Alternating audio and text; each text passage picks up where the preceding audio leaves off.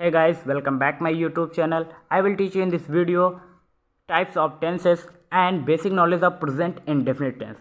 ठीक है दोस्तों, अगर आप इस चैनल पर नए हैं तो चैनल को सब्सक्राइब करें और वीडियो को ज़्यादा से ज़्यादा शेयर करें। अगर आप भी सीखना चाहते हैं इंग्लिश ग्रामर तो आप हमारे इस चैनल को सब्सक्राइब कर सकते हैं। इसकी मदद से आपको टेंस सीखने में काफ़ी मदद होगी या फिर इंग्लिश ग्रामर सीखने में आपको काफ़ी हेल्प मिल सकती है। तो चलिए स्टार्ट करते हैं आज का सेशन। सबसे पहले जानते हैं कि टेंस कितने तरह का होता है। टेंस की बात करते हैं तो ये 3 तरह के होते हैं, present tense, past tense and future tense. ठीक है, ये 3 तरह का होता है। टेंस को हिंदी में काल कहते हैं। काल माने कि समय। ठीक है, काल का मतलब होता है समय। टेंस को समय कहते हैं या काल कहते हैं। ये 3 भागों में विभाजित है, present tense, past tense and future tense. ठीक है, प्रेजेंट टेंस का मतलब क्या होता है? प्रेजेंट टेंस का मतलब ये होता है, प्रेजेंट मतलब वर्तमान। आप इस समय जो भी कार्य कर रहे हैं वह वर्तमान के अंतर्गत आता है। जैसे शायद आप मैच खेल रहे हो या फिर पढ़ाई कर रहे हैं, तो पढ़ाई कर रहे हैं तो इसका मतलब है अभी कार्य कर रहे हैं। जो वर्तमान में आप कार्य करते हैं उसे हम प्रेजेंट टेंस कहते हैं। पास्ट टेंस की बात करें तो मान लीजिए अभी आप पढ़ाई कर रहे हैं, लेकिन पढ़ाई करने से पहले हो सकता है आप खेल रहे हो, तो जो भी आप कार्य कर चुके हैं उसे हम पास्ट टेंस कहते हैं। एंड फ्यूचर टेंस की बात करते हैं तो मान लीजिए अभी आप पढ़ाई कर रहे हैं, हो सकता है पढ़ाई करने के तुरंत बाद मैच खेलें या कोई भी कार्य करें, तो जो भी आप कार्य करने वाले हैं वह फ्यूचर टेंस के अंतर्गत आता है। तो इस तरह से समय 3 भागों में विभाजित है, वर्तमान, भूतकाल और भविष्यकाल। ठीक है, प्रेजेंट टेंस की बात करते हैं तो इसके 4 भाग होते हैं, पास्ट टेंस की बात करते हैं तो इसके भी 4 भाग होते हैं, और फ्यूचर टेंस की बात करते हैं तो इसके भी 4 भाग होते हैं। चलिए सबसे पहले हम जानेंगे प्रेजेंट टेंस के वो 4 भाग कौन कौन से हैं।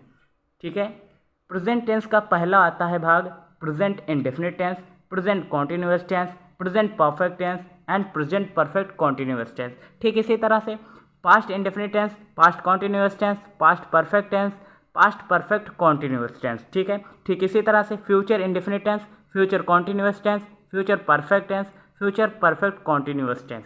तो गाइस, जैसा कि आपने अभी स्टार्टिंग में सीखा था कि आज हम सीखेंगे प्रेजेंट इंडेफिनिट टेंस। ठीक है, तो चलिए उसकी पहचान जानेंगे और बनाने के नियम और उदाहरण भी समझेंगे। ठीक है, चलिए प्रेजेंट टेंस मैंने अभी बताया, प्रेजेंट इंडेफिनिट टेंस की पहचान क्या होती है सबसे पहले हम ये जानते हैं। तो प्रेजेंट इंडेफिनिट टेंस की पहचान ये होती है कि कोई भी वाक्य है उसके अंत में यदि आपको ता है, ती है, ते हैं या फिर ता हूँ, ते हूँ, ती हूँ यदि आपको मिलता है तो वह टेंस प्रेजेंट इंडेफिनिट टेंस होगा। ठीक है, इसका स्ट्रक्चर क्या होगा वो आप यहाँ पर देख सकते हैं। सबसे पहले आपको सब्जेक्ट लिखना होता है, उसके बाद वर्ब की फर्स्ट फॉर्म, फिर आपको एस या ईएस का प्रयोग करना होता है और उसके अंत में ऑब्जेक्ट का आपको उपयोग करना होता है। अगर आप ऐसा कर लेते हैं तो निश्चित ही आपका जो ट्रांसलेट वाक्य होगा बिल्कुल सही होगा। एग्जाम्पल के लिए आप समझ सकते हैं, मैं एक पत्र लिखता हूँ या फिर मैं पत्र लिखता हूँ। आपको यहाँ पर अंत में ता हूँ मिला, अर्थात यह एक प्रेजेंट इंडेफिनिट टेंस होगा।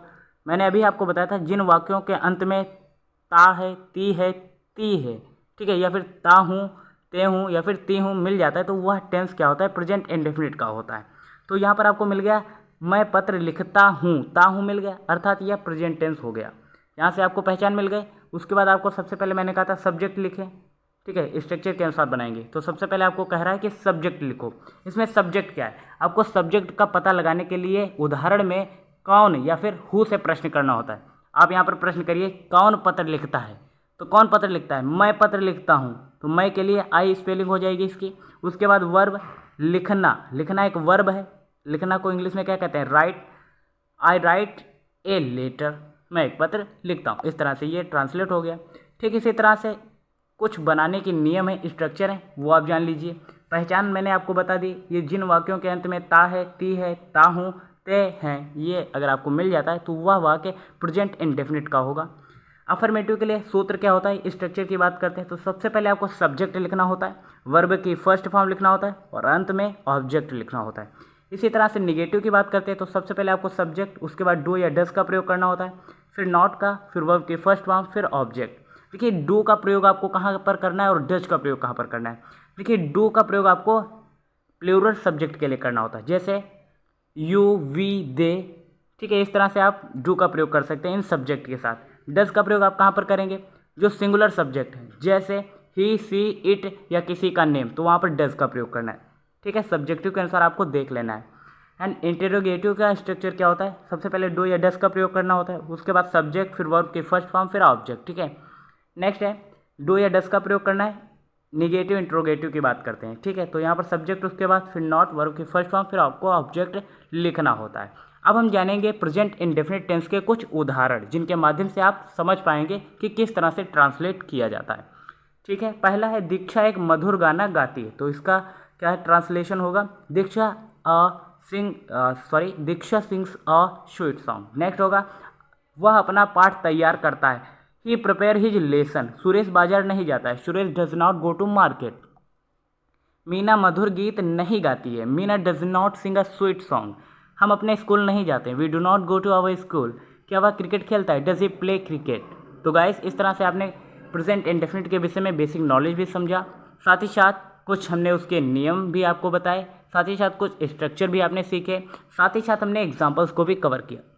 तो इस तरह से आई होप आपको प्रेजेंट इंडेफिनिट टेंस समझ आया होगा। तो गाइस आज के लिए इतना ही, मिलते हैं नेक्स्ट अमेजिंग वीडियो के साथ, तब तक के लिए जय हिंद, नमस्कार, देखते रहिए लाइफ टाइम।